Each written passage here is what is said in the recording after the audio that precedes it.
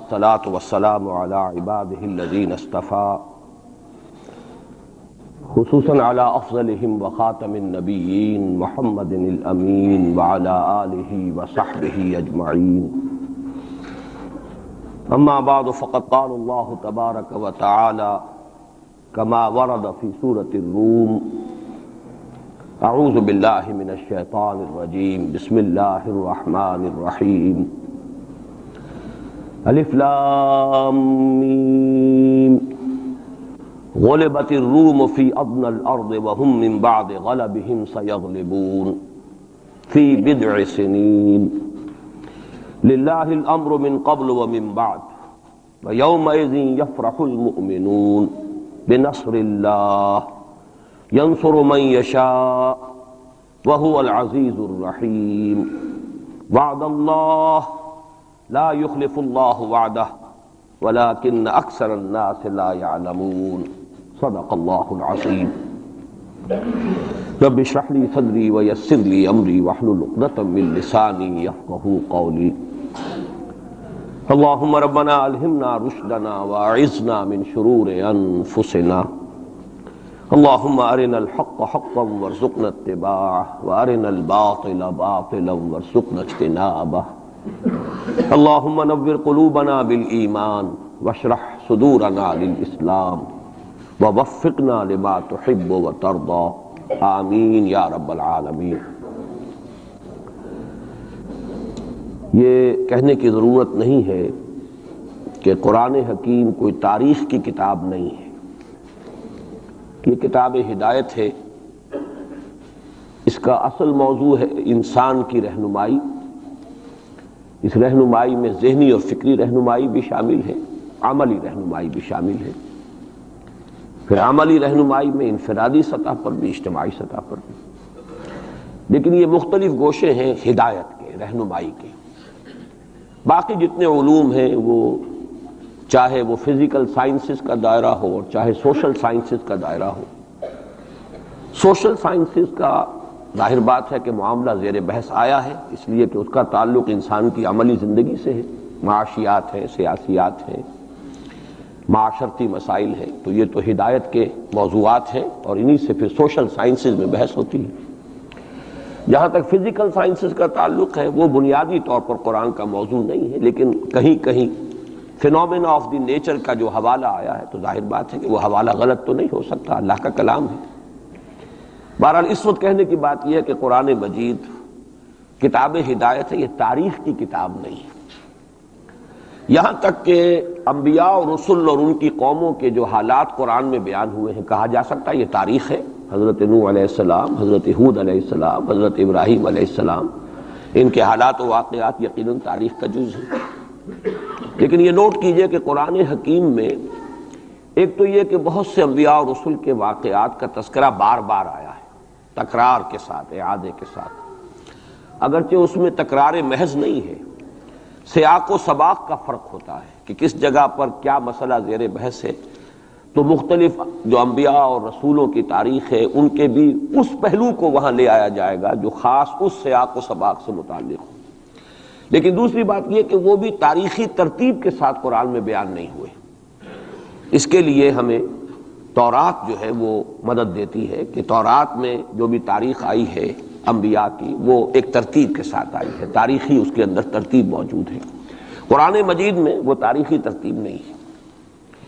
اس کے علاوہ جو جس وقت قرآن نازل ہوا، یہ اب آج سے 1400 برس سے زائد کا عرصہ ہو گیا ہے، اس لیے کہ اب 1400 برس تو حضور صلی اللہ علیہ وسلم کے انتقال پر بھی اس سے زیادہ عرصہ گزر چکا ہے، اور اس سے تقریباً 22-23 برس قبل قرآن نازل ہونا شروع ہوا. اس کی جو کنٹمپریری ہسٹری ہے اس دور کی، اس کا بھی ریفرنس قرآن میں نہیں ہے، سوائے ایک مقام کے جس کی میں نے یہ آیات ابھی تلاوت کی.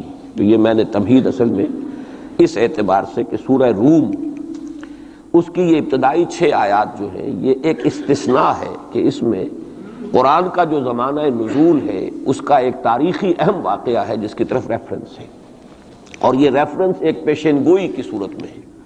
تو میں ان دونوں چیزوں کی قدر وضاحت کروں گا، اور اس لیے کہ اس وقت کے جو حالات ہمارے ہیں انڈین سب کانٹیننٹ کے، بر عظیم پاک و ہند، اس میں ایک مشابہت ہے ان حالات کے ساتھ۔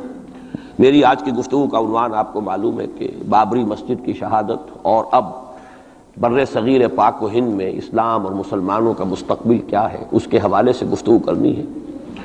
میرا اب تک کا تجربہ یہ ہے کہ جب بھی میں نے کسی بھی اپنے زمانے کے حالات کے بارے میں غور کرنا شروع کیا اور مجھے تلاش ہوتی ہے کہ کہیں کوئی حوالہ، کوئی مشابہت کسی درجے میں، اس لیے کہ ایک مقام پر قرآن مجید میں آیا فیہ ذکرکم، اس میں تمہارا ذکر موجود ہے۔ اب اگرچہ اس کی تعبیرات مختلف ہیں، تمہارے حصے کا ذکر، تمہارے حصے کی نصیحت، لیکن ذکر کا ایک مفہوم وہ بھی ہے کہ تمہارا ذکر ہے۔ اور ایک حدیث نبوی میں بڑی وضاحت کے ساتھ ہے، بڑی وہ عظیم حدیث ہے، حضرت علی رضی اللہ تعالیٰ عنہ سے مروی ہے۔ قرآن مجید کی عظمت کے بیان میں سمجھتا ہوں کہ جامع ترین حدیث وہی ہے۔ حضرت علی فرماتے ہیں کہ حضور نے ارشاد فرمایا انہا ستکون فتنۃ، ان قریب ایک بہت بڑا فتنہ رونما ہوگا۔ تو حضرت علی فرماتے ہیں کہ اس پر میں نے سوال کیا، قلت مل مخرج منہا یا رسول اللہ، اے اللہ کے رسول یہ بتائیے کہ اس فتنے سے نکلنے کا راستہ کون سا ہوگا۔ یہ بہت اہم نکتہ ہے کہ یہاں حضرت علی نے یہ نہیں پوچھا، اگر ہم ہوتے تو ہم تو سقراط اور مقراط ہیں نا، تو ہمارا تو معاملہ ہوتا ہے معلومات اور علمیات سے متعلق، ہم پوچھتے کب ہوگا، کیوں ہوگا، کدھر سے ہوگا، کیا ہوگا۔ یہ سارے سوالات جو ہیں کہ وہ فتنہ کب ہوگا، کدھر سے آئے گا، کیوں آئے گا، کیسے آئے گا، کیا اس کے حالات ہوں گے، کیا تفاصیل ہوں گی، یہ سب در حقیقت صرف پہلے ہی انداز ٹھیک تھا۔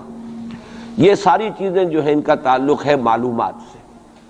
عملی مسئلہ کیا ہوتا ہے، اس سے نکلنے کا راستہ کون سا ہوگا۔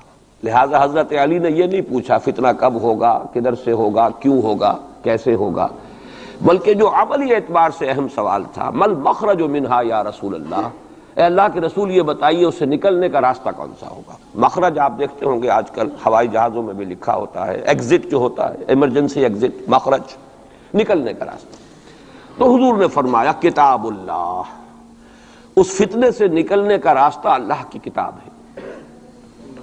فیہ نبأ ما قبلکم وخبر ما بعدکم وحکم ما بینکم۔ یہ طویل حدیث ہے، میں صرف 3 ٹکڑے اس کے سنا رہا ہوں کہ قرآن مجید کی تعریف بیان کرتے حضور نے فرمایا اس میں تم سے پہلے کے لوگوں کے حالات بھی ہیں، تمہارے بعد میں جو حالات آنے والے وہ بھی ہیں، اور تمہارے مابین جتنے بھی اختلافات پیدا ہوں گے ان سب کا فیصلہ بھی ہے۔ فیہ نبأ ما قبلکم وخبر ما بعدکم وحکم ما بینکم۔ یہ کیا ہو کر دیتے ہو، ٹھیک ٹھاک تھا معاملہ۔ تو یہ نوٹ کر لیجئے کہ اس حوالے سے میرا تجربہ یہ رہا ہے کہ جب بھی کبھی میں کسی وقتی موضوع پر غور کرتا ہوں تو مجھے کہیں نہ کہیں، آج تک ایسا نہیں ہوا کہ مجھے قرآن مجید کے کسی مقام سے اس میں کوئی رہنمائی نہ ملی ہو، چاہے وہ ایک یوں کہیے کہ ضمنی انداز میں بات ہوتی ہے، جزوی ہوتی ہے، ایگزیکٹلی تو وہ حالات آج نہیں ہے، 1400 برس کا فصل ہے، لیکن یہ مقام اصل میں مجھے محسوس ہوا کہ اس کی ہماری اس وقت کی جو صورتحال ہے بر عظیم پاک و ہند کی، اس کے حوالے سے اس میں بڑی مشابہت موجود ہے۔ تو سب سے پہلے میں چاہتا ہوں کہ ان آیات کا ترجمہ اور یہ کہ اس وقت جو حالات تھے کہ جن میں یہ آیات نازل ہوئیں ان کا ایک آپ کے سامنے تصور آ جائے۔ الف لام میم، یہ تو حروف مقطعات ہیں، 4 مکی صورتوں کے شروع میں آئے ہیں، 2 مدنی صورتوں کے۔ سورہ بقرہ الف لام میم سے شروع ہوتی ہے، سورہ آل عمران یہ مدنیات ہیں۔ مکیات سورہ عنکبوت، سورۃ الروم جس کی یہ ابتدائی آیات ہیں، پھر سورہ لقمان، پھر سورہ سجدہ۔ تو یہ 6 آیتیں جو ہے سورہ روم کی، الف لام میم غلبت الروم فی ادنی الارض، مغلوب ہو گئے رومی قریب کی سرزمین میں، ادنا قریب کا، دنا کہتے ہیں قریب کھونے کو، رومی مغلوب ہو گئے قریب کی سرزمین میں۔ اب اس کی تھوڑی سی وضاحت ضروری ہے، اور یہ تھوڑا سا جغرافیے کا نقشہ ذہن میں لے آئیے۔ جزیرہ نماء عرب جو ہے وہ آپ کو معلوم ہے، اس کے جنوب میں اور دونوں طرف سمندر ہے، ادھر بحر احمر ہے مغرب میں، مشرق میں خلیج فارس یا خلیج عربی جو بھی اس کو کہیں، جنوب میں بحر ہند ہے، بحر عرب ہے۔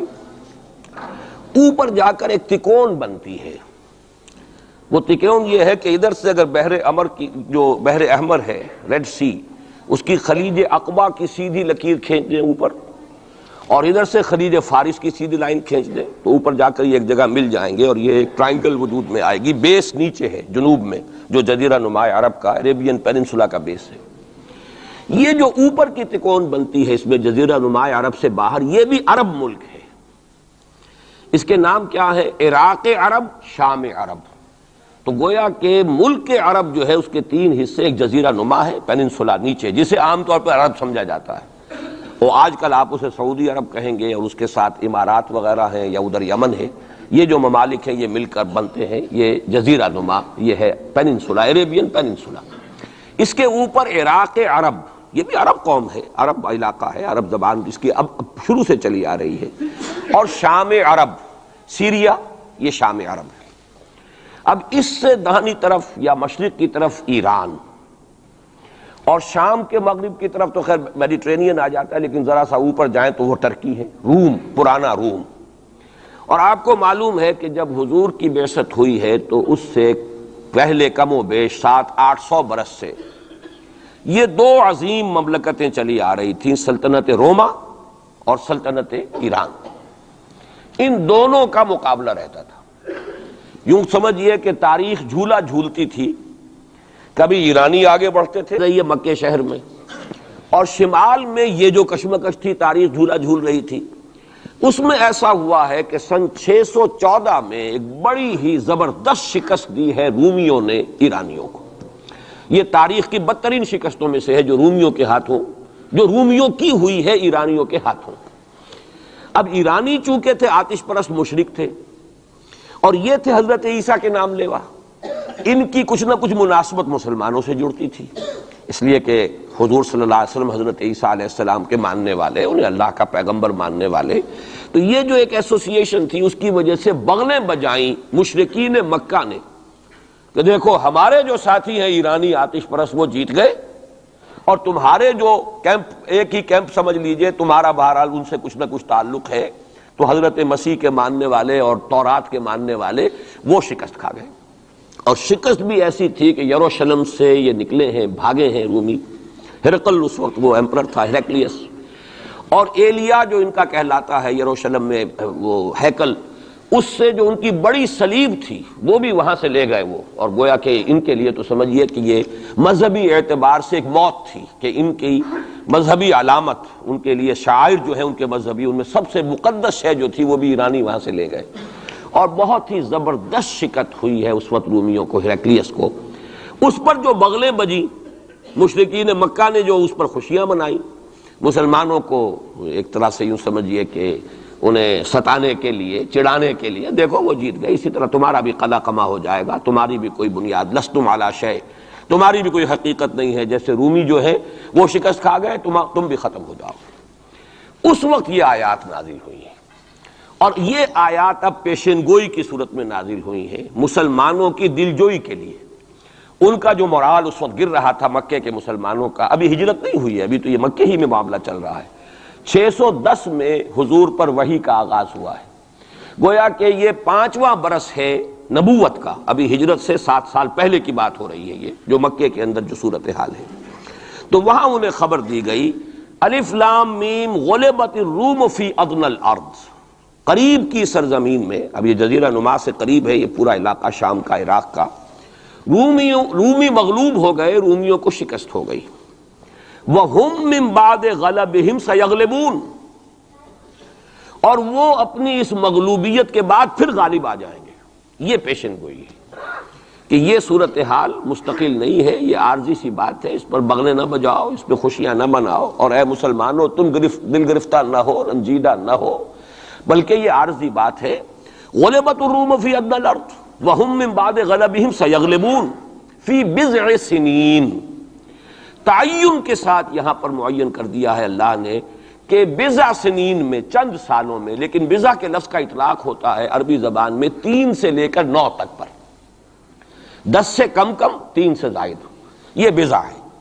فی بضع سنین، ان سالوں کے اندر یہ پلٹا کھا جائیں گے حالات، ٹیبلز ول بی ٹرنڈ، اور پھر جو ہے رومیوں کو فتح حاصل ہو جائے گی۔ یہ پیشن گوئی ہے۔ میں اب یہاں اس حوالے سے ذرا 2 باتیں کہہ دوں پھر آگے چلوں گا۔ میں نے خاص طور پر آج اس مقام کو اس لیے بھی چنا ہے کہ میں یہ محسوس کرتا ہوں کہ ہمارے ہاں جو حضور صلی اللہ علیہ وسلم کی احادیث میں پیشین گوئیاں ہیں، ہمارے ہاں کا جدید تعلیم یافتہ طبقہ ان کی طرف کوئی توجہ نہیں دیتا، بلکہ سمجھتا ہے کہ ادھر اس بے اعتنائی کا رویہ اختیار کرتا ہے کہ کوئی کیا باتیں ہیں، یہ آدمی کو کام کرنا چاہیے، یہ کیا پیشین گوئیوں کے بارے میں کیا دلچسپیاں لینا ہے۔ تو پہلے تو وہ یہ نوٹ کر لیں کہ پیشین گوئی صرف حدیث میں نہیں ہے، قرآن میں بھی ہے، قرآن میں یہ پیشین گوئی آئی ہے۔ فرق تو ہوگا حدیث کی پیشین گوئی اور قرآن کی پیشین گوئی کا۔ کیا فرق ہوگا؟ نمبر ایک یہ کہ قرآن کا تو ہر حرف جو ہے وہ یقینی ہے۔ حدیث کے بارے میں یہ ہو سکتا ہے روایت بالمعنی ہو، روایت کرنے میں کوئی لفظ تھوڑا بہت بدل گیا ہو، پھر حدیث کی سند کیا ہے، وہ صحیح بخاری کی ہے، صحیح مسلم کی ہے، اس کا استناد کا پایا کیا ہے، درجہ کیا ہے، جبکہ قرآن مجید کا ہر حرف جو ہے وہ مستند ہے، بلا لا ریب فیہ کا مصداق ہے۔ یہ فرق تو ہوں گے۔ اور دوسرا فرق بہت اہم یہاں ہے کہ یہاں سالوں کا تعین کر دیا گیا ہے، یعنی زیادہ سے زیادہ 9 برس کے اندر اندر یہ صورتحال بدل جائے گی۔ حدیث میں جو پیشین گوئیاں آئی ہیں ان میں کوئی تعین وقت کا نہیں، بلکہ سورہ انبیاء کے آخر میں 2 آیتوں میں حضور سے یہ کہا گیا کہ آپ کہہ دیجئے ان ادری اقریب ام بعید ما توعدون، اے نبی ان سے کہہ دیجئے کہ مجھے یہ معلوم نہیں ہے کہ جس چیز کی تمہیں خبر دی جا رہی ہے، جس چیز کا وعدہ تم سے کیا جا رہا ہے وہ قریب ہے یا دور ہے، ٹائم ٹیبل میں نہیں جانتا، لیکن جو میں کہہ رہا ہوں وہ ہو کر رہے گا۔ وَإِنْ أَدْرِي لَعَلَّهُ فِتْنَةٌ لَكُمْ وَمَتَاعٌ إِلَىٰ حِينٍ، اور اسی صورت میں پھر آگے چل کر ایک آیت کے بعد یہ ہے، اور یہ بھی کہہ دیجئے ہو سکتا ہے لعلہ شاید کہ یہ ابھی تمہارے لیے کچھ اور موقع تمہیں مل جائے، آزمائش تمہیں کا موقع مل جائے، اللہ تعالیٰ تمہیں کچھ بریدنگ سپیس دے دے تاکہ تم اس میں اپنی اصلاح کر سکو، تو گویا کہ آزمائش کی ایک مہلت اور مل جائے تمہیں، یہ ہو سکتا ہے۔ لعلہ فتنۃ لکم ومتاع الی حین، ایک وقت معین تک کے لیے اللہ تعالیٰ تمہیں اور رہنے بسنے کا موقع دے دے، لیکن یہ کہ اس میں کوئی شک نہیں ہے کہ جس عذاب الہی کی میں تمہیں خبر دے رہا ہوں وہ آ کر رہے گا، اس میں کوئی شک نہیں، کب آئے گا یہ مجھے معلوم ہے۔ اسی کی ایک مثال اور بھی ہے، نوٹ کر لیجئے، جب حضور نے خواب دیکھا، اور نبی کا خواب بھی وہی ہوتا ہے کہ ہم عمرہ کر رہے ہیں، حضور نے صحابہ کو حکم دے دیا۔ سن 6 ہجری کا یہ واقعہ مشہور ہے کہ اب تقریباً 1400 یا بعض روایات میں آتا ہے 1800 صحابہ کے ساتھ آپ احرام باندھ کر عمرے کے لیے اور مکے کا سفر کر رہے ہیں، حدیبیہ تک پہنچ گئے۔ اب وہاں جو صورتحال پیش آئی، مکے والے اڑ گئے، کسی قیمت پر ہم نہیں کرنے دیں گے، گویا کہ خون کی ندیاں بہہ جائیں گی۔ تو وہاں کی صورتحال کو دیکھ کر مصالحت کی حضور نے، صلح کی، صلح حدیبیہ مشہور صلح حدیبیہ بہت ہی اہم ہے، تاریخ کا، سیرت النبی کا بہت اہم واقعہ ہے۔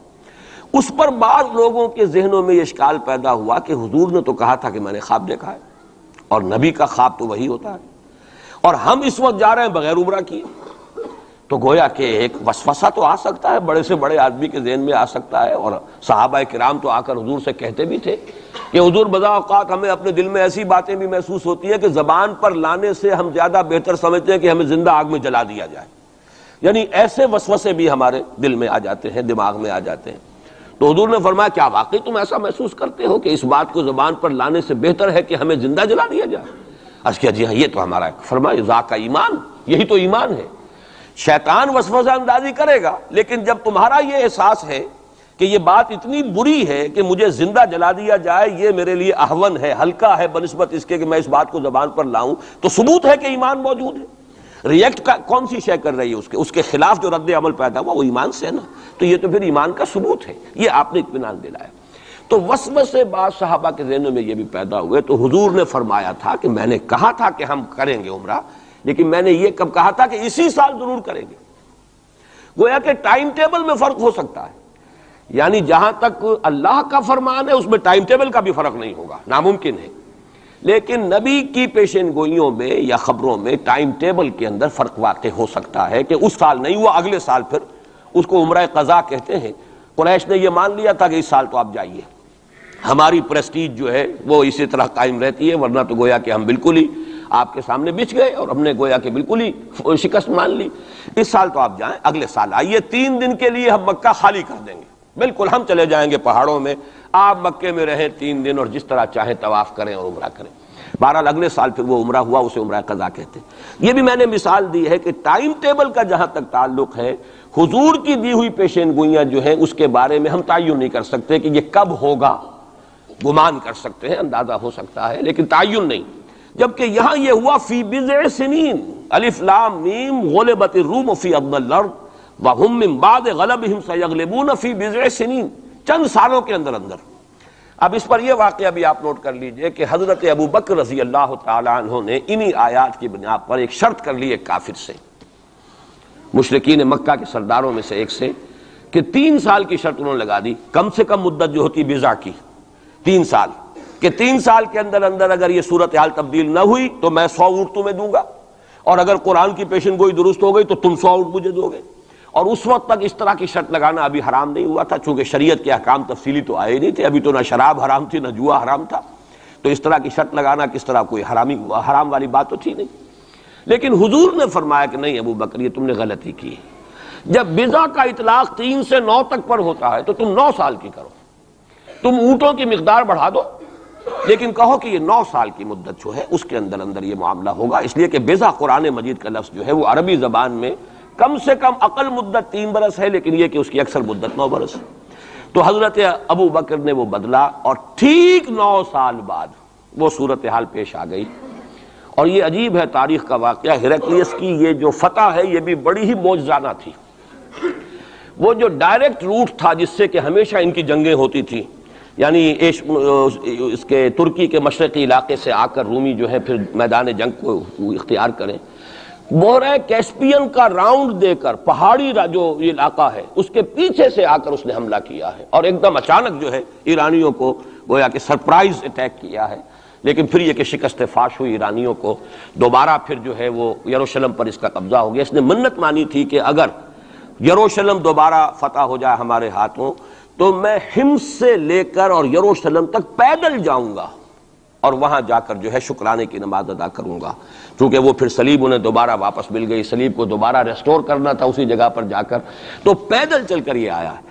اور تاریخ میں نوٹ کر لیجیے جب یہ پیدل چل کر آیا تھا اسی وقت، اب زمانہ کافی گزر چکا تھا، تو پھر جو حضور کا نامہ مبارک گیا ہے سن 7 ہجری میں، یہ وہ زمانہ ہے جب کہ یروشلم وہ آیا ہوا تھا، اور اس وقت پھر ابو سفیان کو بلا کر، اس وقت تک وہ ایمان نہیں لائے تھے، حضور کے نامہ مبارک پر پھر ہرقلیس نے پھر سوال جواب کیے اور معلومات حاصل کی، کون شخص ہے، کیسا ہے، حسب نسب کیسا ہے، اس کا کردار کیسا رہا ہے، کون لوگ اس پر ایمان لا رہے ہیں، جو ایمان لاتے ہیں ان میں سے کوئی واپس بھی جاتا ہے کہ نہیں جاتا، کوئی مرتد بھی ہوتا ہے۔ بڑا ذہین انسان تھا، بڑا عالم و فاضل انسان تھا، پہچان چکا تھا کہ یہ وہی نبی ہے جن کا ہم انتظار کر رہے ہیں۔ لیکن وہ یہ چاہتا تھا کہ جیسے قسطنطین نے اس وقت یہ کیا تھا کہ وہ جب اس نے مذہب بدلا ہے، عیسائیت اختیار کی، تو پوری مملکت جو ہے عیسائی ہو گئی، تو نظام انٹیکٹ رہا، وہی ان کا بادشاہت کا نظام قائم رہا۔ چاہتا تھا کہ میرے یہ تمام کے تمام نائبین سلطنت اور جتنے بھی بطاریق ہیں، یہ بطریق پیٹریارکس، یہ سب کے سب بھی میرے ساتھ اسلام قبول کر لیں۔ اور سارا یہ اس نے جو سوال جواب کیا تھا ابو سفیان سے، اسی لیے کیا تھا کہ سارے درباری قائل ہوتے چلے جائیں کہ واقعی یہ نبی سچا ہے۔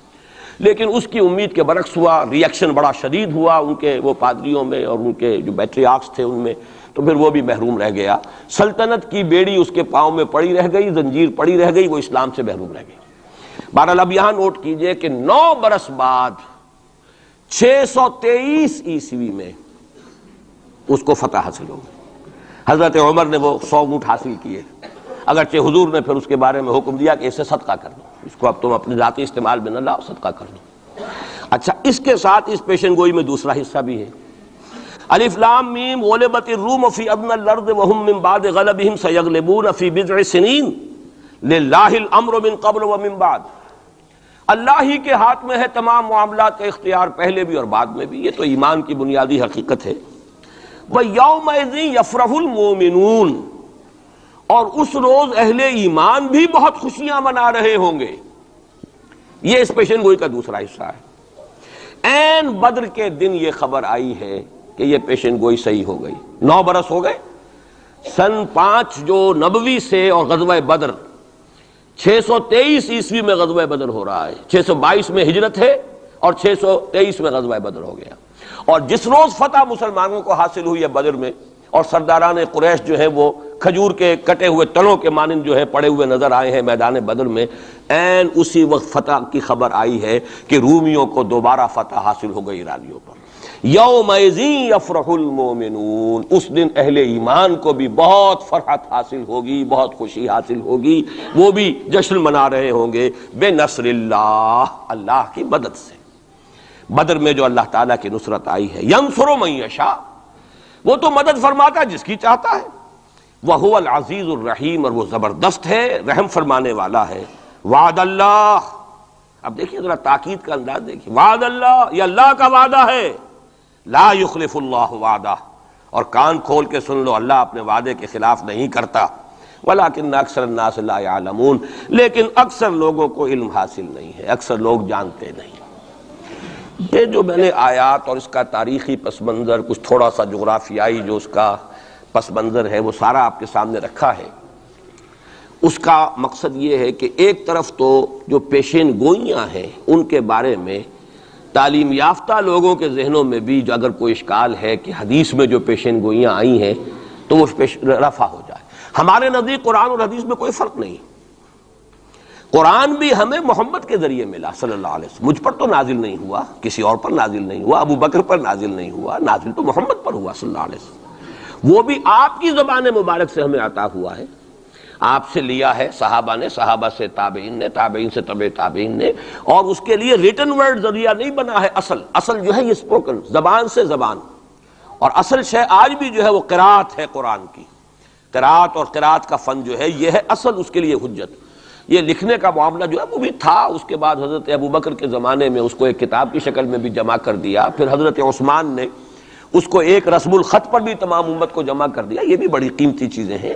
لیکن اصل جو ہے میڈیم قرآن مجید کا منتقل ہونا کہ قلب محمد پر نازل کیا جبرائیل نے، انہ نزلہ علی قلبک، پھر لسان محمد سے صلی اللہ علیہ وسلم حاصل ہوا صحابہ کو، پھر صحابہ کی زبانوں سے، پھر یہ تابعین کو، تبع تابعین کو، تو یہ منتقل ہوتا آ رہا ہے۔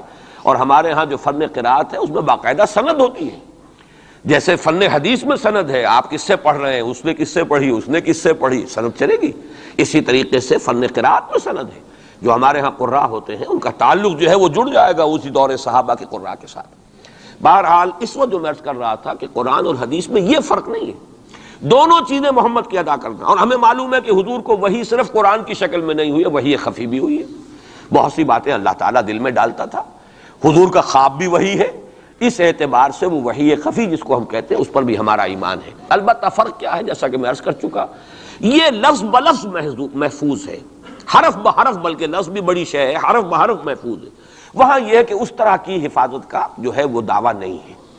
نمبر دو یہ کہ یہاں جو شے ہے وہ اپنے ٹائم ٹیبل کے حوالے سے بھی قطعی ہوگی، وہاں یہ ہے کہ ٹائم ٹیبل کا ہم تعین نہیں کر سکتے، جبکہ قرآن مجید ہی کی دو آیات آپ کو محکم سنا چکا ہوں، ان ادری اقریب ام بعید ما توعدون، نبی کہہ دیجیے مجھے نہیں معلوم جو کچھ تم سے وعدہ کیا جا رہا ہے وہ قریب ہے یا دور ہے، وَإِنْ أَدْرِي لَعَلَّهُ فِتْنَةٌ لَكُمْ وَمَتَاعٌ إِلَىٰ حِينٍ، اور میں نہیں جانتا، ہو سکتا ہے کہ ابھی تمہیں اللہ ایک مہلت اور دے دے، اور ابھی تمہیں اور رہنے بسنے کا موقع دے دے، تاکہ تمہیں ایک مہلت آزمائش مزید مل جائے۔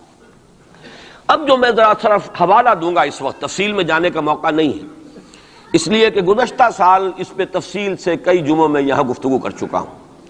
قرب قیامت کی جو پیشین گوئیاں محمد الرسول اللہ صلی اللہ علیہ وسلم نے ہمیں دی ہیں، ان کو نوٹ کر لیجئے کہ وہ دو قسم کی ہیں۔ ایک تو خاص خرق عادت واقعات جو قرب قیامت سے زمانے میں ہوں گے، سورج کا مغرب سے نکلنا اور اسی طرح کی دوسری اور علامات ہیں۔ ایک تو وہ علامات ہیں جن کو ہم کہتے ہیں علامات قیامت، اس میں پوری کتابیں لکھی گئی، غالباً شاہ رفیع الدین رحمۃ اللہ علیہ دہلوی جو ہیں ان کی پوری کتاب اس کے اوپر موجود ہے، اس لیے کہ احادیث میں اس کی بڑی جو واضح نشانیاں ہیں وہ دی گئی۔ ایک یہ ہے کہ قیامت سے متصلاً قریب کے زمانے کے کچھ تاریخی واقعات کا تذکرہ ہے۔ یہ ہیں دو چیزیں کہ جن کو میں نے کافی پچھلے دنوں یہاں بیان کیا ہے، اس وقت میں صرف اس کا حوالہ دینا چاہتا ہوں، اور وہ حوالہ کیا ہے؟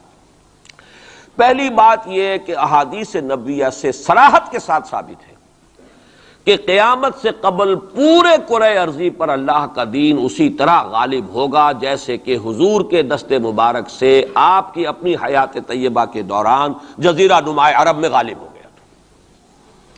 یہ قطعی بات ہے۔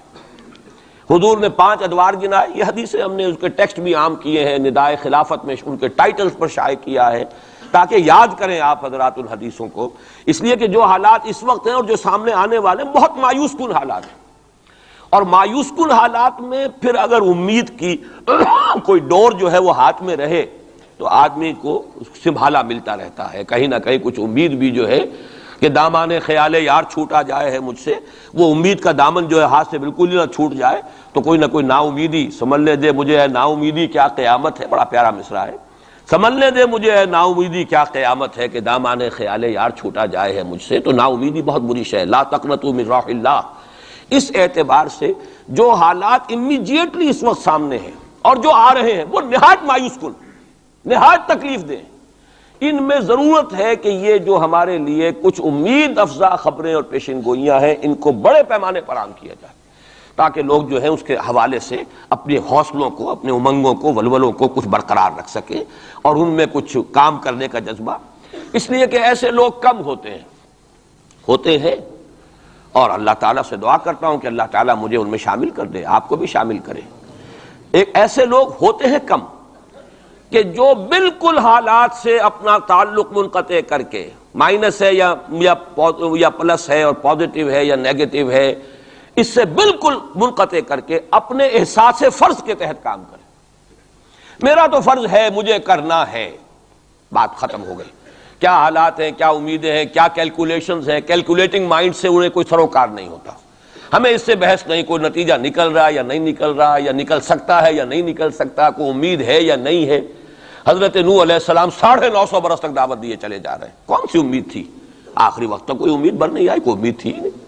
950 برس کوئی تصور ہم نہیں کر سکتے، دعوت دے رہے ہیں، اس لیے کہ فرض ہے، آپ کے ذمہ ہے، آپ کو تو پہنچانا ہے۔ یا ایھا الرسول بلغ ما انزل الیک من ربک فإن لم تفعل فما بلغت رسالہ، اے رسول پہنچاتے رہو جو کچھ کے نازل کیا جا رہا ہے تم پر تمہارے رب کی طرف سے، تمہیں تو کرنا ہے۔ نتیجہ نکلے نہ نکلے، کو مانے نہ مانے، حالات بہتر ہوں یا اور بدتر ہو، اس سے بالکل لا تعلق۔ اس کو ہندی فلسفے میں ڈیٹیچمنٹ کہتے ہیں۔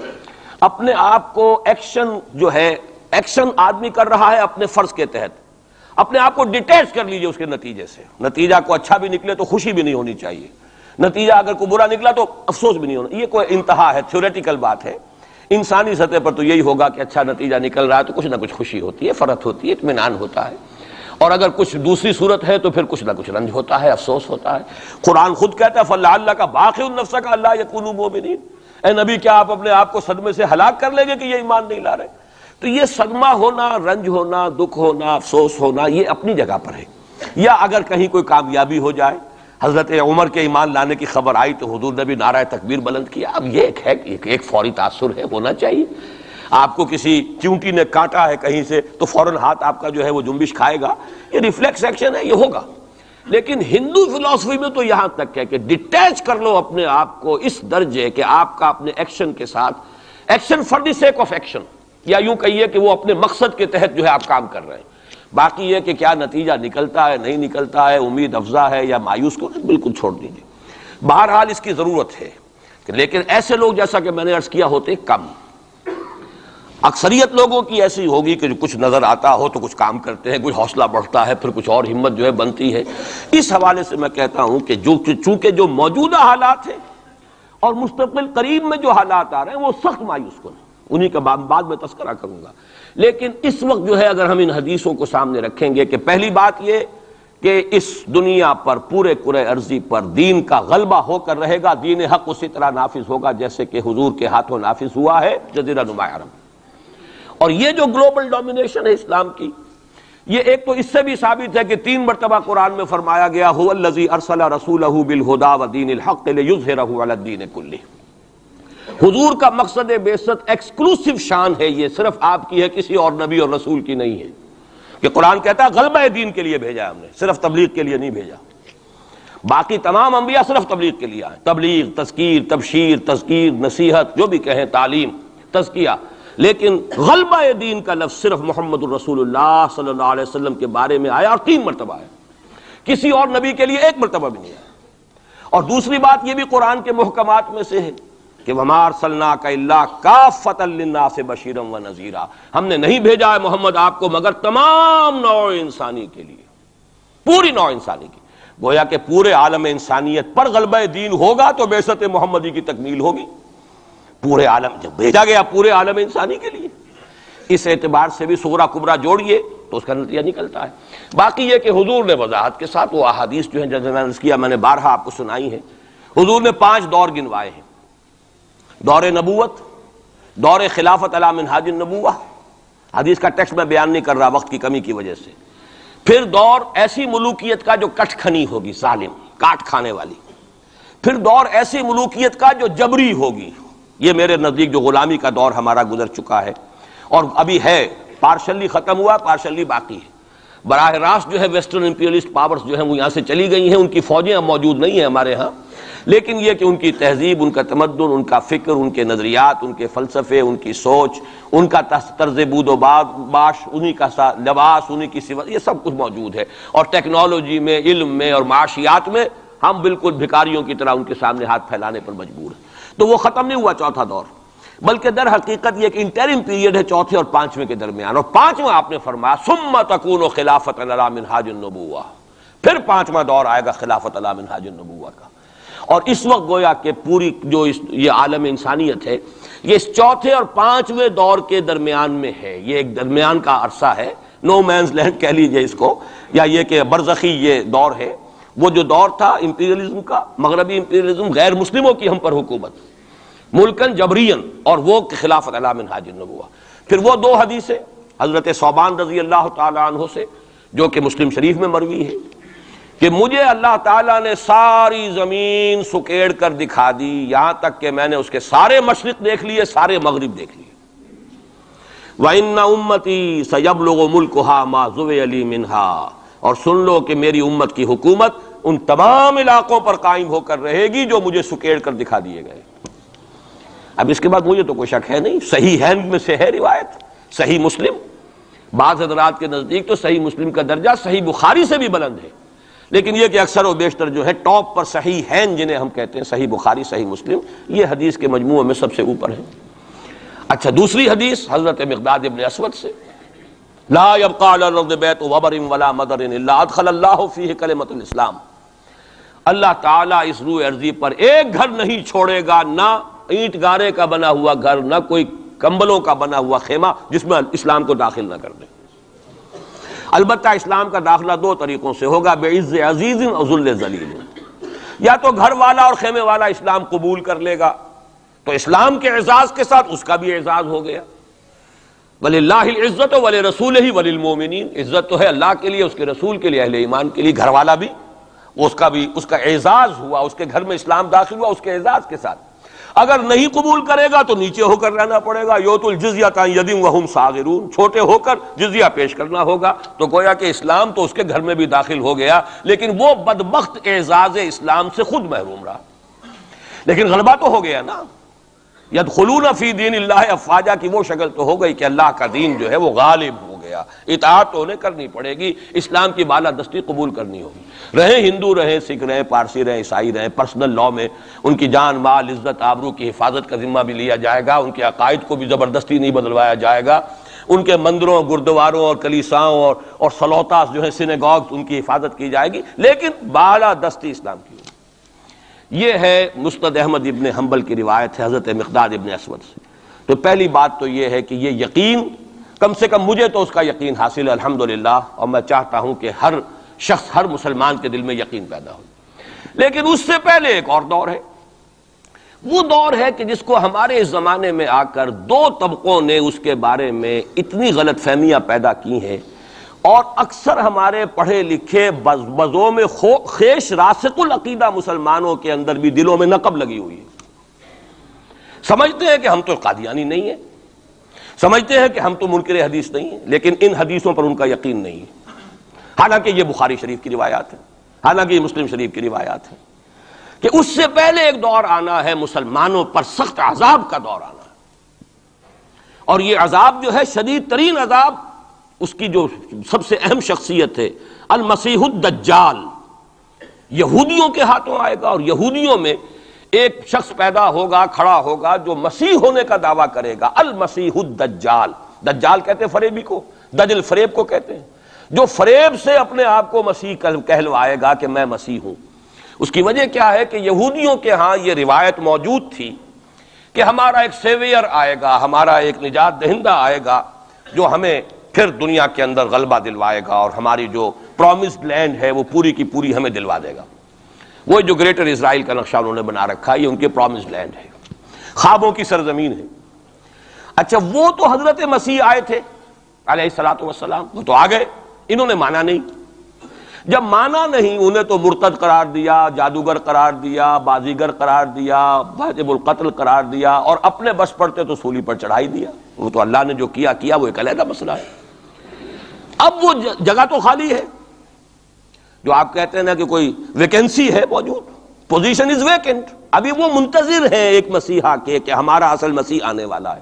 وہ ان کا کوئی لیڈر کھڑا ہوگا جو اس دعوے کے ساتھ کھڑا ہوگا کہ اب میں اس مہم کو شروع کرتا ہوں کہ جس سے وہ جو گریٹر اسرائیل ہے، پوری عظیم تر اسرائیل وجود میں لاؤں گا. دیر کیا لگتی ہے؟ کوئی وزیر اعظم جو بھی ہو اسرائیل کا کھڑا ہو جائے ڈٹ کر کہ ٹھیک ہے وی ڈکلیئر وار، اور ہم تو یہ علاقے اب لے کر رہیں گے. جس کو کہ اس نے بھی کہا ہے، یہ جو اس وقت ہے ریبین جو ہے، اس کے بارے میں خیال یہ ہوا تھا کہ جب یہ وزیر اعظم بنا اسرائیل کا کہ یہ بڑا ماڈریٹ ہے، بہت ایسا ہے ویسا ہے، اور اس نے وہ امریکن سے اپنا وہ 10 بلین کا جو لون لینا چاہتے تھے اس کو اوکے کرانے کے لیے کچھ دنوں کے لیے نئی سیٹلمنٹس کی تعمیر کا کام بھی سسپینڈ کر دیا. تو بڑی امیدیں ہو گئیں، چلو جی ایک پروسیس آف جو پیس ٹاکس شروع ہو جائیں اور یہ ہو جائے. لیکن سب ثابت ہو چکا ہے. اسی زمانے میں وہ گیا اپنے فوجی ہیڈ کوارٹر میں، اور جا کر وہاں پہ اپنے فوجی آفیسرز کی وہ جو اب لوگوں میں تشویش ہو گئی ہوگی کہ ہم کس خواب کو دیکھ رہے ہیں اور یہ شخص کدھر چلنے لگ گیا ہے، تو جا کر کہا اور رپورٹ ہوئی ہے خبر. اس نے کہا یہ نہ سمجھو کہ گریٹر اسرائیل کو میں نے چھوڑ دیا ہے، اس کا نقشہ تو میرے دل پر کندہ ہے اور میں منتظر ہوں وہ وقت آئے کہ ہم وہ گریٹر اسرائیل قائم کریں. کوئی شخص کھڑا ہو جائے گا، اس کے لیے وہ ڈکلیئر کر دے گا. کوئی شکلیں اور کوئی سچویشن ہو سکتی ہے.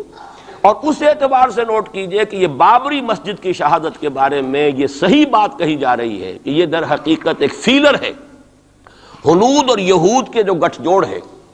یہ میں آپ کو پہلے بتا چکا ہوں کہ یہ جو وہاں کا ہندو فنڈامنٹلسٹ ہے ہندوستان کا، باقاعدہ وفد گئے اسپین یہ معلوم کرنے کے لیے کہ اسپین میں مسلمانوں کو جو ایکسٹرمینیٹ کیا تھا کس طریقے سے کیا تھا. باقاعدہ یہ تو ریسرچ کرتے ہیں، محنتیں کرتے ہیں اور بہت ہی مستقل مزاجی کے ساتھ کام کرتے ہیں، اور ان تو باقاعدہ اس کا بھی جائزہ لیا ہوا ہے. پھر اسرائیل کے ساتھ جو ہم کے کانٹیکٹ ہو رہے ہیں، اور ابھی جو اسرائیل کا وزیر اعظم وہاں پہ آنے والا تھا، وہ وزیر خارجہ غالباً کسی وجہ سے ابھی جو صورت ہو گئی ہے اس کو ملتوی کیا ہے. تو یہ در حقیقت یہ دیکھنا ہے کہ مسلمانوں کے اندر جان ہے تو کتنی. یہ فیلرز پھینکے جایا کرتے ہیں، اندازہ ہو جائے کتنا ری ایکشن ہے. وہ ری ایکشن جتنا کچھ تھا ہو لیا. اور ہمارا ری ایکشن ہونا کیا ہے؟ اس سے پہلے جب مسجد اقصیٰ کے ساتھ جو بھی بے حرمتی ہوئی اور جب یروشلم گیا ہے، کتنا کوئی رونا پیٹنا ایک دفعہ تو پورے عالم اسلام میں ہو گیا تھا. اب کہاں ہے وہ رونا پیٹنا؟ اب تو ریکنسائل کیے بیٹھے. اب تو وہی عرب ممالک ایک ٹیبل پر جا کر میڈرڈ میں تو بیٹھ آئے نا آخر اسرائیل کے ساتھ، اور اب مسلسل گفتگو ہے واشنگٹن میں جو ہے، پہلا round, second round, third round. کبھی تو اس کے ساتھ ایک میز پر بیٹھنا گوارا نہیں تھا، اس کو ریکگنائز کرنے کا کوئی سوال نہیں تھا. اب اس کی باتیں بھی ہو رہی. تو معلوم ہوتا ہے کہ یہ سارے جو ہیں حالات، یہ کوئی ایسی باتیں نہیں ہیں کوئی فیری ٹیلز ہوں، یہ کوئی پریوں کی کہانیاں ہوں جو آنے والی ہیں کیسے ہم مان لیں. یہ صحیح عقیدہ اسلامی ہے. ازرو احادیث حضرت مسیح علیہ السلام زندہ آسمان پر اٹھائے گئے، اور وہی حضرت مسیح علیہ السلام دوبارہ آئیں گے، اور یہودیوں کا آخری قلع قمع انہی کے ہاتھوں ہوگا. اور یہ در حقیقت قرآن مجید کا جو فلسفہ ہے انبیاء اور رسل کے بارے میں، اس کے عین مطابق ہے. جس قوم کی طرف کوئی رسول بھیج دیا جاتا تھا، وہ قوم جب رد کر دیتی تھی رسول کی دعوت کو، اتمام حجت کر دیا رسول نے، 950 برس تک دعوت دی، قوم نے رد کر دیا. یا حضرت ہود نے کتنے عرصے دعوت دی اس کی وضاحت نہیں ہے، طویل عرصے تک دی، قوم نے رد کر دیا. حضرت صالح نے کتنے عرصے دعوت دی، قوم نے رد کر دیا. پھر کیا ہوتا تھا؟ اس قوم کو ہلاک کر دیا جاتا تھا، ختم کر دیا جاتا تھا، پھر اس کا نام و نشان نہیں چھوڑا جاتا تھا. فَقُطِعَ دَابِرُ الْقَوْمِ الَّذِينَ ظَلَمُوا، جڑ کاٹ دی جاتی تھی اس ظالم قوم کی. لا یرا الا مساکنہم، اب ان کے صرف مسکن نظر آتے تھے، وہ رہنے والے نظر نہیں آتے تھے. چلے جائیے قرطبہ میں دیکھ لیجئے اور غرناطہ میں جا کر محل دیکھ لیجئے الحمرا، لیکن جو لوگ یہاں کبھی آباد تھے ان کا نام و نشان بھی نہیں ہے. یہ تو اب جو آثار قدیمہ ہیں، سیریں کر لیجئے جا کر. مسجد قرطبہ بھی ہے، سیر کر لیجئے، وہ تو اقبال کو تو خیر کوئی اجازت بھی مل گئی تھی نماز پڑھنے کی خاص کوئی، ورنہ وہاں پر تو اس کا بھی امکان نہیں ہے، اس کے ہارٹ میں جو ہے وہ چیپل موجود ہے، چرچ موجود ہے۔ بہرحال یہ سارے جو معاملات ہیں جان لیجئے اچھی طریقے سے کہ یہ واقعات جن کی خبریں دی گئی ہیں یہ بالکل اس کے مطابق حالات کا جو ہے نقشہ بیٹھتا چلا جا رہا ہے۔ کوئی یہودی لیڈر کھڑا ہوگا اور وہ مسیح کا دعویٰ کرے گا، میں ہوں مسیح، چاہے وہ خود بھی جانتا ہو کہ میں جھوٹ بول رہا ہوں اور جانتا ہوگا کہ جھوٹ بول رہا ہوں، لیکن یہ کہ تمام یہودیوں کو جمع کرنے کے لیے لازم ہوگا کہ وہ دعویٰ کرے۔ اس لیے کہ اب بھی موجود ہے، جو لوگ جانتے ہیں یہودیوں کو، یہودی اب بھی سپلٹ ہیں، ان میں جو زیادہ مذہبی طبقہ ہے وہ زائنسٹ نہیں ہے بلکہ وہ ان سے اختلاف کرتا ہے۔ زائنزم کی اپنی ایک تحریک تھی، وہ یوں سمجھیے کہ ایک ریشسٹ نیشنلسٹ موومنٹ ہے، وہ ایک نسلی قومیت کے اوپر چلنے والی جو ہے وہ ایک قوم پرستانہ جو ہے تحریک ہے۔ جو مذہبی طبقہ ہے، جو یہودی داڑیاں رکھتے ہیں اور جو لمبے لمبے بال رکھتے ہیں اور کالی ٹوپیاں پہنتے ہیں اور لمبی شیروانیوں ٹائپ جو ہے ان کے لانگ کوٹس ہوتے ہیں، اور یہ وہاں مینہٹن میں بڑے نظر آتے ہیں گھومتے ہوئے اور بہت سرمایہ دار ہیں، اسی لیے نیو یارک کو جو یارک کہا جاتا ہے، وہ یہودی جو ہے وہ ان میں بڑا طبقہ بھی موجود ہے کہ جو اس زائنزم کو اور اسرائیل کو تسلیم نہیں کر رہا۔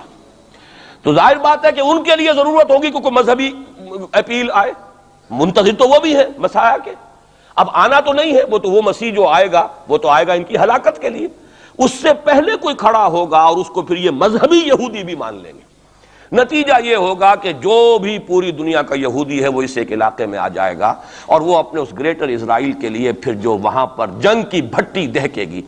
یہ کتاب الملاحم، اکثر جو حدیث کی کتابیں ان کے آخر میں آ کے کتاب الملاحم کا باب ہے علیحدہ علیحدہ، جس میں کہ اس دور کی خبروں کا جو ہے حضور نے پوری پیشن گوئیاں کی ہیں کہ یہ کچھ ہونا ہے۔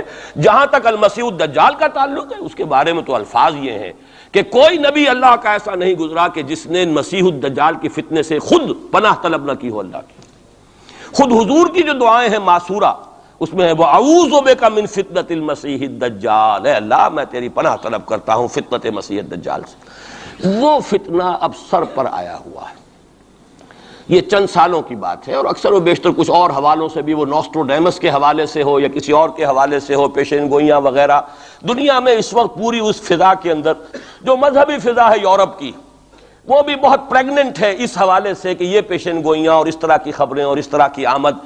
چنانچہ میں کئی مرتبہ کر چکا ہوں کہ آپ کو امریکہ میں بمپرز کے اوپر سٹیکرز ملتے ہیں، مسیح is coming, Jesus is coming, یہ عیسائیوں کا ہے، وہ بھی منتظر ہیں حضرت مسیح کی آمد کے، ہم بھی منتظر ہیں حضرت مسیح کی آمد کے۔ وہی مانا کہ حضرت مسیح نازل ہوں گے، حضور نے خبر دی ہے، اور آ کر مسلمان کے پیچھے نماز پڑھیں گے، وہ ایک امتی کی حیثیت سے آئیں گے، اب نبی کی حیثیت سے نہیں آئیں گے، بلکہ اپنی امت جو ہے یہود جنہوں نے کہ ان کو انکار کر دیا تھا قبول کرنے سے، ان کو سزا دینے آئیں گے، انہی کی ہلاکت اور بربادی کے لیے آئیں گے، جیسے کہ حضرت نوح کی نگاہوں کے سامنے ان کی قوم ہی نہیں ان کا بیٹا بھی غرق کیا گیا نگاہوں کے سامنے، جس طرح کہ حضرت ہود کی نگاہوں کے سامنے ان کی قوم جو ہے وہ برباد کی گئی۔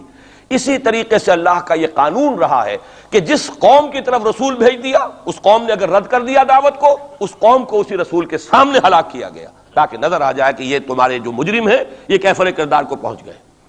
یہ ہے معاملہ کہ جو یہودیوں کے ساتھ بعد میں پیش آنا ہے، اس کے بعد تو پھر وہ اسلام کے غلبے کا دور آ جائے گا، لیکن اس سے پہلے مسلمانوں پر شدید ترین عذاب کا دور آ رہا ہے، اور یہ خبریں جو ہیں یہ بھی احادیث میں۔ اسی لیے میں نے کہا تھا کہ موجودہ حالات اور امیڈیٹ فیوچر بہت ڈارک ہے، بہت گلومی ہے مسلمانوں کے لیے۔ البتہ مسلمانوں میں اور مسلمانوں میں ایک فرق ہے، یہ اس کو نوٹ، یہ میں ساری باتیں جو کہہ رہا ہوں محکمات قرآنی کی بنیاد پر کہہ رہا ہوں۔ میرا تو بہرحال جو بھی اب زندگی گزری ہے قرآن مجید کے پڑھنے پڑھانے میں گزری ہے، اسی پر سوچ بچار ہے، گفتگو میری ہے تو قرآن کے حوالے سے الحمدللہ، دعوت ہے تو قرآن کی ہے، تو میں جو کچھ کہہ رہا ہوں، لیکن اب ہر چیز کے لیے تفاصیل سے اور تفصیل کے ساتھ دلائل بیان کرنے کا یہ وقت نہیں ہے، مختلف مواقع پر میں اس کے لیے دلائل دیتا رہا ہوں۔ لیکن نوٹ کر لیجئے، میں نے اسی مسجد میں ایک دفعہ ہیومن جیوگرافی کا لفظ استعمال کیا تھا کہ یہ جو تاریخ انسانی ایک جغرافیہ بھی ہے، تقریباً 600 کروڑ دنیا میں اس وقت حضرت آدم کی نسل آباد ہے، ان میں سے 1/5 1 ارب سے زائد ہے، 120 کروڑ کے لگ بھگ ہیں مسلمان، ان سے دگنے ہیں عیسائی حضرت مسیح علیہ السلام کے نام لیوا، باقی جو ہے وہ پھر بقیہ ہیں، ہندو ہیں، بدھ ہیں، یہ ہیں وہ ہیں، لیکن یہ سمجھ لیجئے کہ یہ ہے ہمارا اس وقت ہیومن جیوگرافی کا ایک معاملہ۔ یہ جو 120 کروڑ کے قریب مسلمان ہے، کلمہ گو ہے، محمد کا امتی ہے صلی اللہ علیہ وسلم، اب اس کے دو حصے کر لیجئے۔ 20 کروڑ کے لگ بھگ ہے عرب، اور عرب سے مراد ہے جن کی اس وقت مادری زبان عربی ہے، جو عربی بولتے ہیں، عربی سمجھتے ہیں، عربی ان کی زبان۔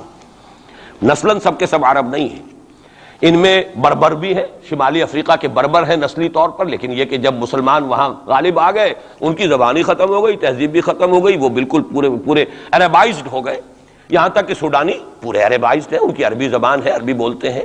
تو یہ سب کے سب جو اس وقت میں عرب جو کہہ رہا ہوں وہ در حقیقت عرب جو کہ عربی بولنے والے عرب ہیں، اور دوسرے جو ہے نان عرب وہ تقریباً 100 کروڑ ہیں۔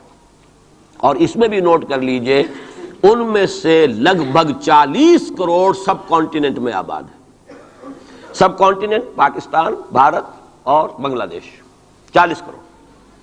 کتنی بڑی تعداد ہے امت مسلمہ کا، 1/3۔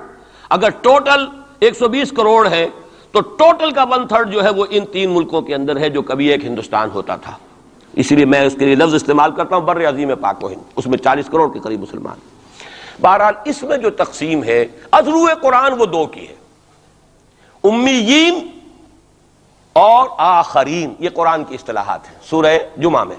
هو الذی بعث فی الامیین رسولا منہم، ایک امیین ہیں جن میں سے خود حضور تھے عرب، آپ کی زبان عربی اور انہی کی زبان میں قرآن نازل ہوا۔ نوع انسان را پیام آخری حامل رحمت للعالمین، وَكَذَلِكَ أَنزَلْنَاهُ قُرْآنًا عَرَبِيًّا لَعَلَّكُمْ تَعْقِلُونَ، لَعَلَّكُمْ تَعْقِلُونَ میں تو مخاطب نہیں ہوں، میری زبان تو عربی نہیں ہے۔ لَعَلَّكُمْ تَعْقِلُونَ میں کون مخاطب ہے؟ وہ جن کی زبان عربی ہے۔ ان لوگوں کو اللہ نے رتبہ زیادہ دیا، فضیلت دی، اس سے بڑی فضیلت کیا ہوگی؟ حضور انہی میں سے ہیں صلی اللہ علیہ وسلم۔ منہم هو الذی بعث فی الامیین رسولا منہم، انہی میں سے۔ پھر یہ کہ ان کی زبان میں اللہ نے اپنا کلام نازل کیا، فضیلت بھی بڑی ہوئی، لیکن فضیلت جہاں بڑی ہوتی ہے ذمہ داری بھی زیادہ بڑی ہوتی ہے، اور زیادہ بڑی ذمہ داری والا آدمی کوتاہی کرتا تو سزا بھی زیادہ بڑی ہوتی ہے۔ تینوں چیزیں جو ہے لازم و ملزوم ہیں۔ جن کے درجے ہیں سوا، ان کی سوا مشکل ہے، درجہ سوا ہے، بلند ہے، ذمہ داری بھی زیادہ ہے، کوتاہی ہوگی تو سزا کی بھی زیادہ مستحق ہو گئے۔ اس کا مصداق ہے عالم عرب، خاص طور پر وہ جو اصل عرب ہے پرانے، لیکن طبعاً چاہے وہ غیر عرب تھے لیکن عربی زبان اب ان کی مادری زبان ہو چکی ہے، وہ بھی اس میں شامل ہوں گے۔ ان پر اصل سزا کا دور ان پر آنا ہے، اور ایک عجیب بات ہے انہی پر اصلاً ایک سزا کا دور پہلے بھی آیا تھا، یہ سیکنڈ ٹائم ہے۔ جیسے کہ بنی اسرائیل کے بارے میں آیا ہے وَقَضَيْنَا إِلَىٰ بَنِي إِسْرَائِيلَ فِي الْكِتَابِ لَتُفْسِدُنَّ فِي الْأَرْضِ مَرَّتَيْنِ وَلَتَعْلُنَّ عُلُوًّا كَبِيرًا، بنی اسرائیل کے لیے بھی ہم نے طے کر دیا تھا کہ 2 مرتبہ تم 2 سرکشی کرو گے اور ہمارے عذاب کے کوڑے تمہاری پیٹھ پر برسیں گے۔ یہی معاملہ بنی اسماعیل کا ہے۔ پہلا دور ان پر آیا تھا کب؟ آج سے 750 برس قبل، کروڑوں قتل کروائے تاتاریوں کے ہاتھوں، ان کی حکومت ختم، آخری خلیفہ بنی عباس اس کو نکال کر محل سے اور جانور کی ایک کھال کے اندر لپیٹ کر، اور تاتاریوں نے اپنے گھوڑوں کے سوموں تلے کو چل دی، خاتمہ۔ اور پھر انہی تاتاریوں کو اسلام کی توفیق دے دی، اسلام کا جھنڈا ان کے ہاتھ میں تھما دیا ہے۔ آیا فتنہ تاتار کے افسانے سے پاسماں مل گئے کعبے کو صنم خانے سے۔ اس کے بعد کچھ عرصے رہا معاملہ ہسپانیہ میں عربوں کا، آج سے 500 برس قبل وہ بھی خاتمہ ہوا۔ تو عربوں پر ایک دور تو وہ آ چکا، لیکن وہ دور ایکسٹرمینیشن کا نہیں تھا، وہ دور کاہے کا تھا؟ معزول کر دیے گئے، امت کی جو قیادت تھی وہ غیر عرب کو منتقل ہو گئی۔ ترک کون تھے؟ غیر عرب۔ ترکوں ہی کے اندر سے یہ 4 جو ہے یہ سٹاکس نکلے ہیں، ایک سٹاک ایک ہے، 4 اس میں سے آپ کہہ لیجئے کہ مختلف اس کی شاخیں ہیں۔ ترکان تیموری ہندوستان میں آ گئے، ترکان صفوی ایران میں آ گئے، ترکان سلجوقی مڈل ایسٹ میں رہے بہت عرصے تک، اور پھر ترکان عثمانی کا تو کہنا ہی کیا ہے۔ وہ تو گویا کہ جو وہ رومن امپائر تھی اس کا جانشین جو بنا ہے وہ در حقیقت اس کے بعد وہ تو آل عثمان کی حکومت ہے۔ ترکان عثمانی، یہ عثمان حضرت عثمان نہیں ہے رضی اللہ تعالیٰ عنہ، یہ ایک تاتاری سردار ہے عثمان جن کی اولاد ہے، جس کو آپ آٹومان ٹرکس کہتے ہیں، اور یہ پھر سلطنت جو ہے آٹومان گریٹ آٹومان کنگڈم جو کہ اب ختم ہوئی ہے اس صدی میں، پہلی یہ جو صدی ہے اس کی ابتدا میں پہلی جنگ عظیم کے بعد اس کا خاتمہ ہوا ہے، اس کا بس صرف ایک سمجھیے کہ نشان ترکی کی شکل میں رہ گیا ہے، باقی وہ گریٹ امپائر جو تھی ختم ہوئی۔ اسی کے ریمیننٹس بوسنیا میں بیٹھے ہوئے ہیں جن کے اوپر اس وقت ظلم ہو رہا ہے، انہی کے جیورجیا میں بیٹھے ہوئے، جیورجینز تو ہیں بھی اصل میں ٹرک، نسلاً ٹرک ہیں، بوسنینز جو ہے ٹرکس نہیں ہیں، لیکن یہ اسی زمانے میں اسلام لائے تھے جبکہ یہاں پر آل عثمان کی حکومت قائم ہوئی تھی اور پورا مشرقی یورپ جو ہے وہ ترکان عثمانی کے زیر نگین تھا۔ بہرحال یہ ایک سزا کا دور جو ہے وہ تو آ چکا، دوسری سزا اور سختر سزا کا دور اب آ رہا ہے۔ اس کا آغاز گلف وار سے ہو چکا ہے۔ جیسا کہ میں نے عرض کیا، ٹائم ٹیبل کوئی نہیں دیا جا سکتا، خبریں موجود ہیں اس کے بعد یہ ہونا ہے، یہ ہونا ہے، یہ ہونا ہے، اور 8 اقساط میں ہم ندائے خلافت میں وہ مضمون شائع کر چکے ہیں جس میں احادیث میں زیادہ تر سنن ابی داؤد کی روایات ہیں، بڑی تفصیل موجود ہے، اور یہ ہے مجھے بھی پسند نہیں، آپ کو بھی پسند نہیں، اور پسند نہ ہونے کی وجہ سے زبان پر ہم نہیں لاتے، اسی وجہ سے لوگ جو ہے ناواقف ہیں۔ یہ سارے ممالک حدیث میں موجود ہے کہ مسلمانوں کے ہاتھوں سے نکل جائیں گے جنہیں یہودی گریٹر اسرائیل میں شامل کرتے ہیں۔ شام سارا، عراق سارا، مصر کا ڈیلٹا جتنا علاقہ زرخیز ہے اس کا جو بھی اچھا علاقہ ہے سارا، شمالی حجاز کا علاقہ سارا، یہاں تک کہ حدیث میں تو آتا ہے کہ مدینے کے دروازوں تک پہنچ جائیں گے لیکن مدینے میں داخل نہیں ہو سکیں گے، اللہ تعالیٰ خصوصی حفاظت فرمائے گا۔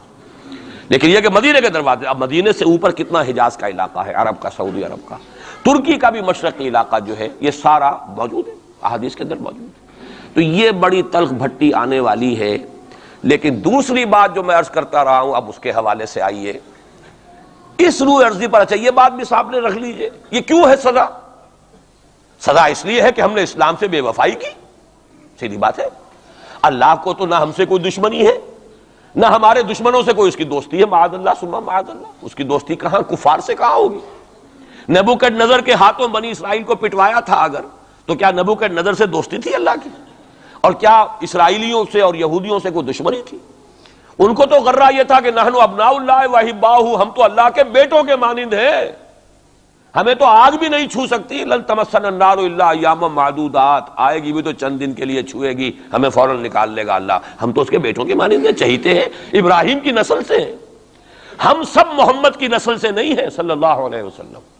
وہ تو صرف سادات جو بھی ہیں، سچے سادات ہیں یا بنے ہوئے سادات ہیں، وہی دعویٰ کر سکتے ہیں نا کہ وہ حضور کی نسل، اور وہ بھی نسل کیا ہے، حضور کی تو نہیں ہے، وہ تو حضرت علی کی نسل ہے، نسل بیٹی سے تو چلتی نہیں ہے، وہ تو بیٹے سے ہی چلتی ہے۔ حضور صلی اللہ علیہ وسلم کی اصل نسل جو ہے وہ تو اللہ تعالیٰ نے چلائی نہیں، وہ تو حضرت ابراہیم کا بھی انتقال ہوا ہے، اور اس کی اپنی جگہ پر ایک حکمت ہے، وہ اس وقت میرا موضوع نہیں ہے۔ تو ہم تو نسل نہیں ہے محمد کی صلی اللہ علیہ وسلم، کم سے کم میں تو نہیں ہوں اسی، لیکن وہ یہودی تو کہتے ہیں ہم ابراہیم کی نسل ہیں سب کے سب، تو انہیں تو یہ غرہ ہونا جو ہے، یعنی معلوم ہوتا ہے کہ وزن ہے ان کی بات میں، نحن ابناء اللہ واحباہ، وہ ابراہیم جسے خلیل اللہ قرار دے رہا ہے اللہ تعالیٰ، میرا خلیل ہے، واتخذ اللہ ابراہیم خلیلا، جسے امام الناس قرار دے رہا ہے، انی جاعلک للناس اماما، جو ابو الانبیاء ہے، جس کی نسل میں سینکڑوں نبی آ گئے، اس کی جب ہم اس کی اولاد ہیں تو اللہ کے ہاں ہمارے ساتھ تو پریفرنشل ٹریٹمنٹ ہوگا۔ یہ ان کو غرہ تھا، یہی ہمیں۔ لیکن جان لیجئے جب انہیں پٹوایا، جب قرآن مجید نے کہا فَلِمَ يُعَذِّبُكُم بِذُنُوبِكُم، ایسا ہی تمہارا غرہ ہے، تم اللہ کے چہیتے ہو تو اللہ تمہیں کیوں سزائیں دیتا رہا ہے؟ نبوکدنضر سے کیوں پٹوایا، رومن سے کیوں پٹوایا، اس صدی میں جرمنوں سے کیوں پٹوایا، لاکھوں کی تعداد کے اندر؟ معلوم ہوا کہ اللہ کا معاملہ جس قوم سے بھی ہے، کووننٹ ہے، وہ میثاق ہے ہمارا اللہ کے ساتھ، میثاق قرآن ہے ہمارا، ان کا میثاق تورات تھی، پکڑو اس کو، خذوا ما آتیناکم بقوۃ، پکڑو اس کو مضبوطی کے ساتھ جو ہم نے تمہیں دیا ہے، اگر اس سے بے وفائی کرو گے تو ہم سے کوئی تعلق نہیں، بلکہ تم مجرم ہوگے اصل۔ باقی لوگوں کے پاس تو کتاب ہے نہیں، شریعت ہے نہیں، دین ہے نہیں، ان کو تو پہنچانا تمہارے ذمہ تھا، تم تو ان کو کیا پہنچاتے، خود اس سے بے وفائی کر بیٹھے ہو، لہذا ساری دنیا کی گمراہی کی ذمہ داری بھی تمہارے کندھوں پر ہے۔ یہ ہے وہ جرم جس کی بنا پر سزا ملے گی، سزا کے مستحق ہیں ہم، اور ہم میں سب سے بڑھ کر عرب ہیں جن کی مادری زبان عربی ہے، جن کو صرف نحو پڑھنے کی ضرورت نہیں قرآن سمجھنے کے لیے، وہ تو از دل خیزت بر دل ریزت، براہ راست کمیونیکیشن قرآن سے ہو رہی ہے، وہ بے وفائی کریں تو ظاہر بات ہے مہا مجرم وہ ہیں۔ لیکن پھر غیر عرب مسلمانوں میں اس وقت روئے ارضی پر سب سے بڑی مجرم قوم 10 کروڑ مغربی پاکستانی. یہ میں ڈنکے کی چوٹ کہہ رہا ہوں اور بہت عرصے سے کہہ رہا ہوں، اس لیے کہ ہم وہ لوگ ہیں کہ جنہوں نے اسلام کے نام پر ملک بنایا. کوئی ملک دوسرا دنیا میں اس وقت اسلام کے نام پر نہیں بنا.